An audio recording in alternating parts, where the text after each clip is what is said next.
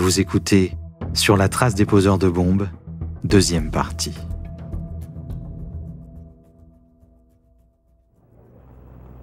Pete Mastine est instructeur en chef pour cette agence. Il enquête sur les cas d'explosion depuis plus de 30 ans. Le poseur de bombes type est peut-être le plus grand lâche qui soit.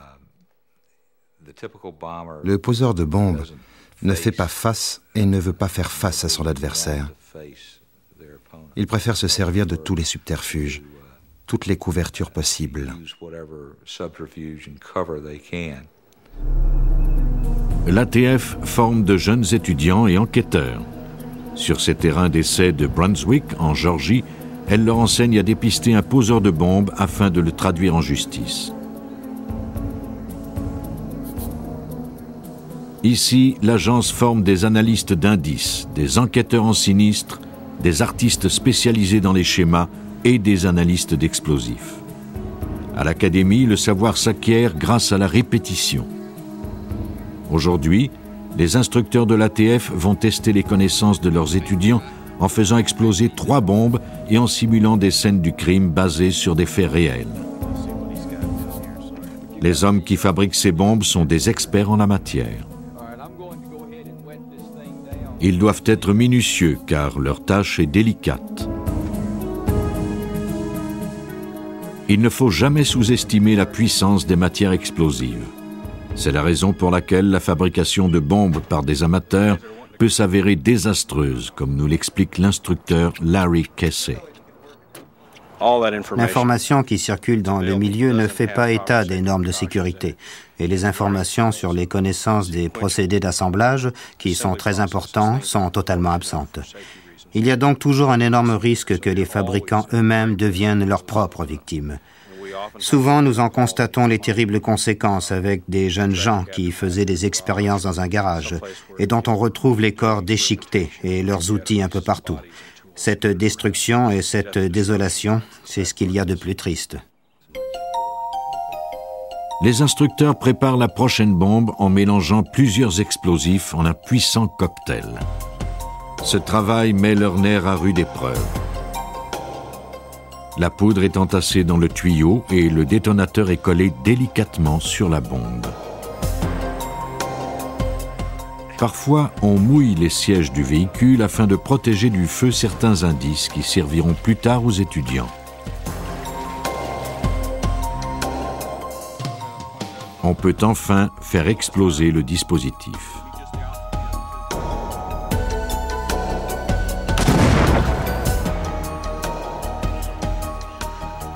Après l'explosion, les étudiants forment des équipes. Les chefs d'équipe assignent une tâche particulière à chacun. Une des équipes commence son travail en formant un périmètre autour de la scène. Elle divise ensuite le terrain en quarts et commence sa recherche de fragments. Hey, Jim? Just let him. Colin. Les étudiants avancent en équipe sur le tarmac afin de ne rater aucun indice. Chaque pièce est ensuite identifiée par un cercle de craie ou un petit cône orange et on lui assigne un numéro. Sur le site d'une explosion comme celle-ci, les indices se comptent par milliers. Un des membres de l'équipe note les numéros d'identification et l'endroit précis de chaque indice. On mesure ensuite la distance entre les fragments pour dresser un plan.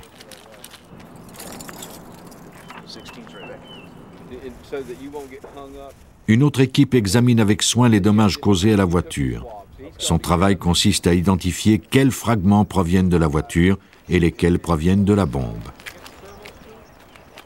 Pour la plupart des étudiants, c'est la première fois qu'ils travaillent à l'analyse des dégâts causés par une explosion.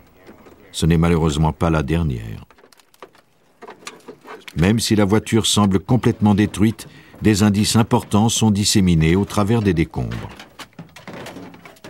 À l'aide de marteaux, de hachettes et de leviers, les indices sont prélevés du véhicule.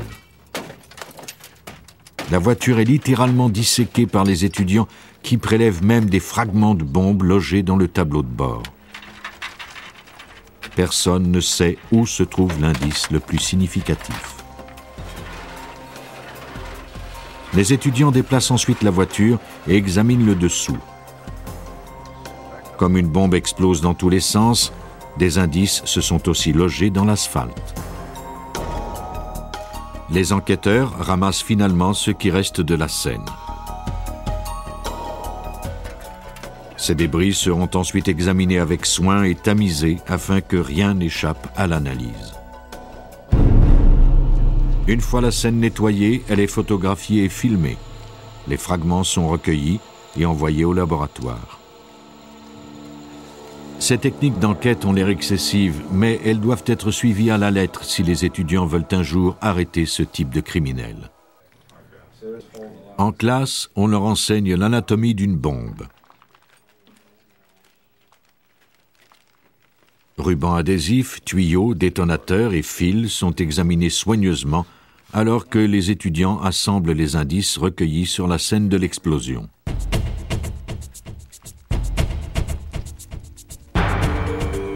La résolution de ce genre de crime dépend essentiellement des qualifications des enquêteurs, comme ceux que forme l'ATF.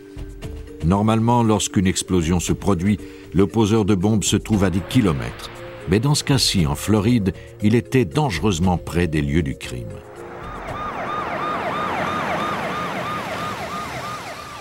Le 9 juillet 1985, 2 explosions assourdissantes ébranlèrent coup sur coup un quartier paisible de Naples, en Floride. Les agents du bureau du shérif de Collier County furent dépêchés sur la scène, mais l'explosion avait déjà tué 2 personnes. Les 2 victimes étaient Margaret Benson, de la célèbre famille de Benson & Edge, et son fils adoptif Scott. La fille de Margaret, Carol Lynn, avait été grièvement blessée.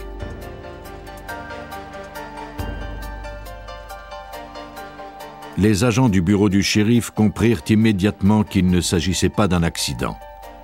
Ils demandèrent l'assistance de l'ATF.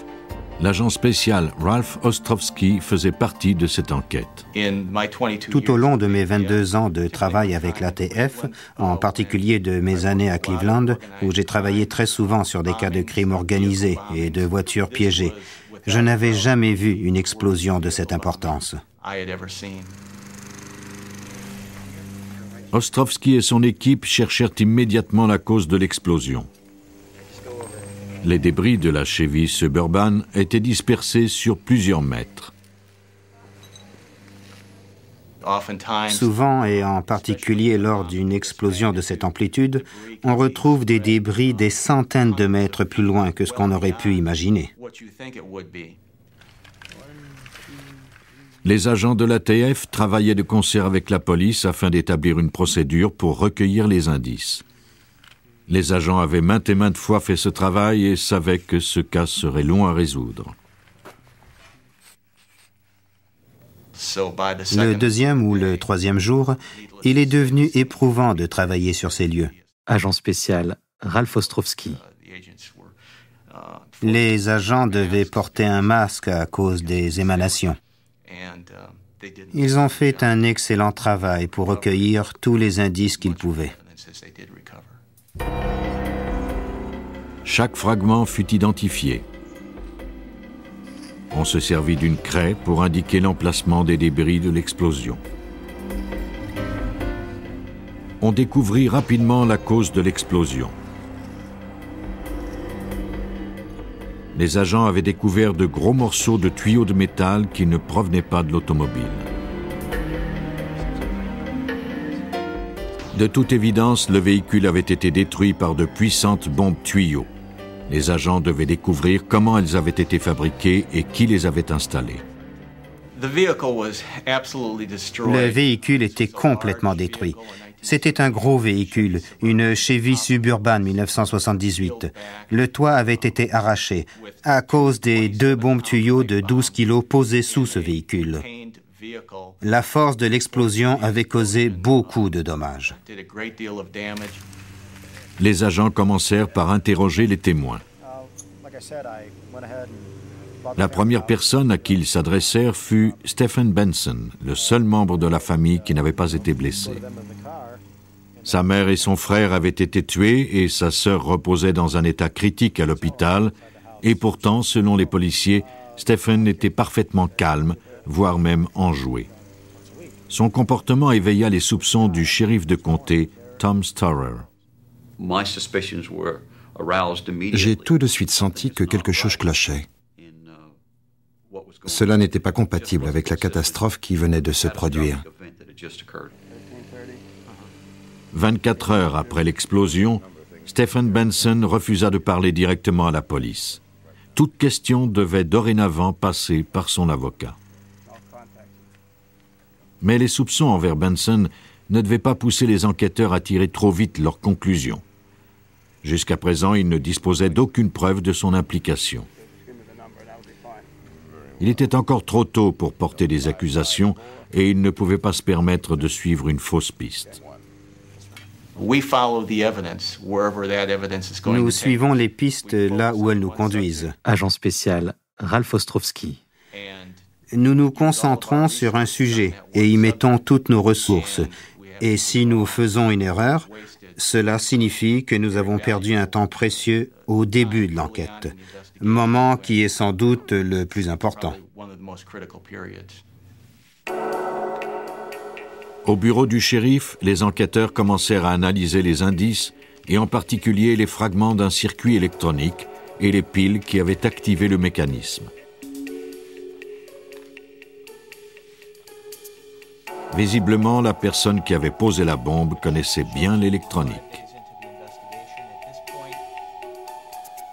Ralph Ostrowski et Jack Gant commencèrent l'analyse du schéma de l'explosion qui indiquait l'épicentre, la direction et la portée de l'explosion. Le but de l'analyse de ces croquis est d'assister les enquêteurs lors de leur témoignage en cours. La défense leur demandera à quel endroit chacune des pièces de ces articles a été recueillie. Et ils doivent arriver à fournir des détails à propos de l'article en question, savoir à quelle date et à quelle heure ils les ont recueillis, et ils doivent reconnaître l'objet qu'ils ont découvert le jour du crime. Sans leur témoignage, ces indices ne peuvent pas être utilisés en cours. Le schéma indique où chaque parcelle d'indices a été retrouvée après l'explosion. Leur grosseur et la distance à laquelle elles ont été projetées démontrent l'amplitude de l'explosion et le niveau de destruction du véhicule. Une fois les cartes dessinées et les indices recueillis, l'enquête se dirigea vers le nord, à Atlanta, en Géorgie, où les fragments recueillis sur la scène furent analysés au laboratoire de l'ATF. Les techniciens allaient tenter de faire la lumière sur les décombres du véhicule. Le chimiste légiste Walter Mitchell, qui travaille pour l'ATF depuis 26 ans, commença par effectuer un examen visuel des fragments. Grâce au microscope, Mitchell découvrit la présence de grains gaufrés agglutinés à l'échantillon. Il identifia provisoirement ces particules comme étant de la poudre explosive sans fumée. Pour confirmer son hypothèse, Mitchell effectua une chromatographie par couche mince. Il commença par recouvrir une feuille de verre d'une couche absorbante où il plaça un échantillon de poudre sans fumée ainsi qu'un échantillon de la substance inconnue.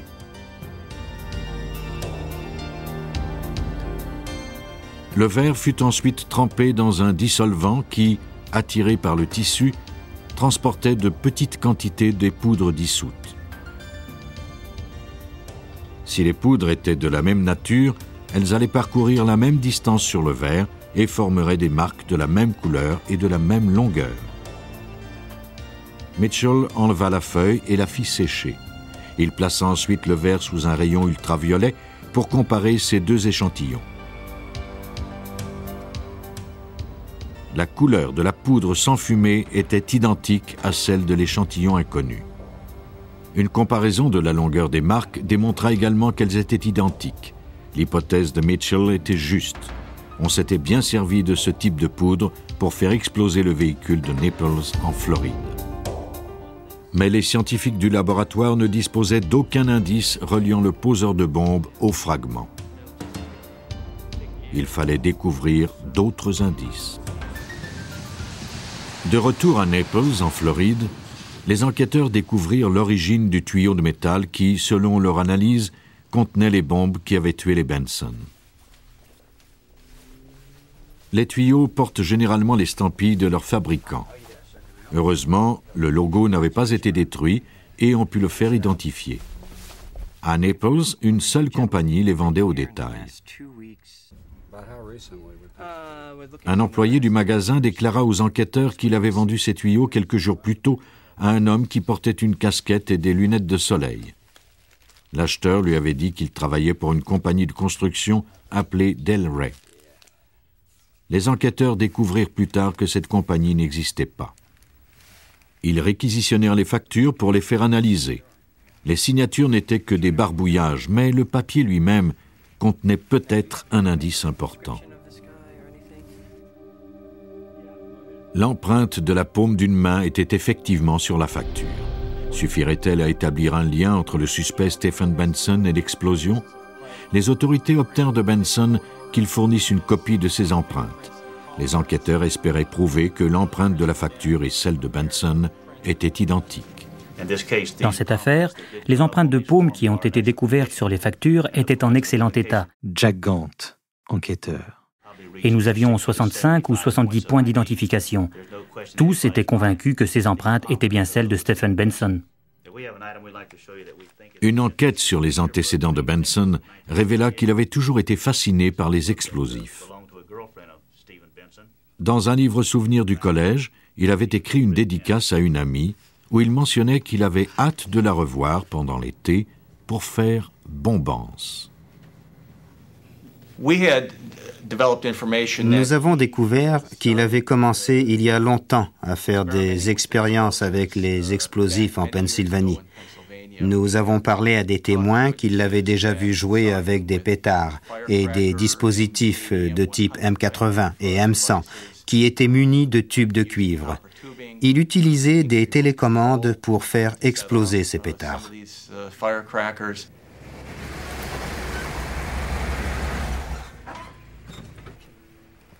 Afin de comprendre les motivations de Benson à commettre un tel crime, les autorités firent appel au service d'un comptable qui découvrit que Benson avait accès à la fortune de la famille, mais qu'il était un bien piètre homme d'affaires. Il était en si mauvaise position financière qu'il avait commencé à tirer de faux chèques sur le compte de sa mère. Lorsque Margaret Benson avait découvert sa fraude, elle l'avait menacé de le déshériter. Est-il possible que Stephen Benson ait craint de se voir dépossédé de tous ses millions? Les enquêteurs croient que Benson s'est servi de son expertise en électronique pour fabriquer les deux bombes, ainsi que le dispositif qui lui permettait de les déclencher à distance. Le matin de l'explosion, Stephen prétexta qu'il allait chercher du café et des beignets. La police croit qu'il profita de ce moment pour poser les bombes dans la voiture. Une fois installées, il ne lui restait plus qu'à les faire exploser à distance pour toucher la fortune familiale. C'est du moins ce qu'il avait escompté.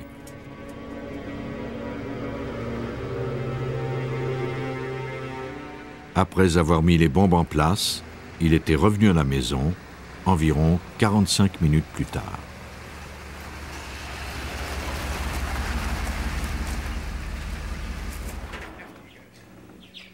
Carol Lynn, Margaret, Scott et Stephen avaient l'intention de se rendre en voiture le long de la côte dans le but de dénicher une nouvelle résidence. Carol Lynn déclara plus tard que Stephen avait calmement accompagné le reste de la famille sans montrer la moindre émotion quant au drame qu'il allait déclencher. Mais au moment où ils montaient en voiture, Carol Lynn avait remarqué qu'il se passait quelque chose d'anormal. Carol Lynn a déclaré que le matin où il s'apprêtait à partir, les choses semblaient anormales. Elle avait remarqué que Scott conduisait. C'était très rare, Scott ne conduisait jamais. Elle avait remarqué aussi que sa mère était assise à l'avant, ce qui était très rarement le cas car elle souffrait de nausées en voiture. Selon son plan, Stephen s'était assuré que tout le monde monte en voiture.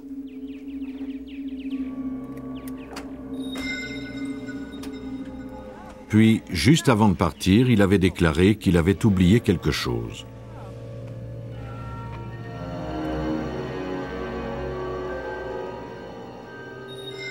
Il avait disparu à l'intérieur de la maison.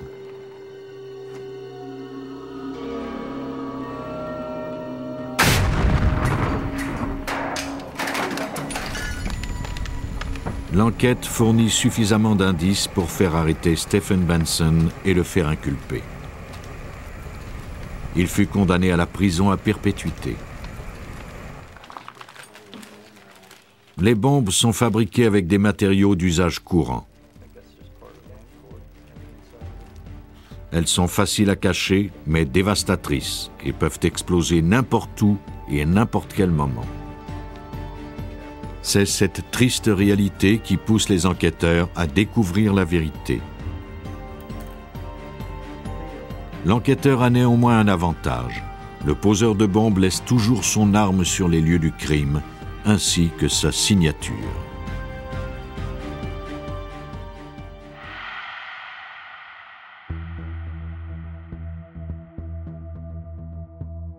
Vous venez d'écouter Police Scientifique. Si vous avez aimé ce podcast, vous pouvez vous abonner sur votre plateforme de podcast préférée et suivre Initial Studio sur les réseaux sociaux. Cet épisode a été écrit par Steven Zorn et il a été réalisé par Greg Francis. Police Scientifique est un podcast coproduit par Initial Studio et New Dominion Pictures, adapté de la série documentaire audiovisuelle New Detectives, produite par New Dominion Pictures. Production exécutive du podcast, Initial Studio. Production éditoriale, Sarah Koskiewicz et Astrid Verdun, assistée de Sidonie Cotier. Montage, Johanna Lalonde, avec la voix de Benjamin Septemours.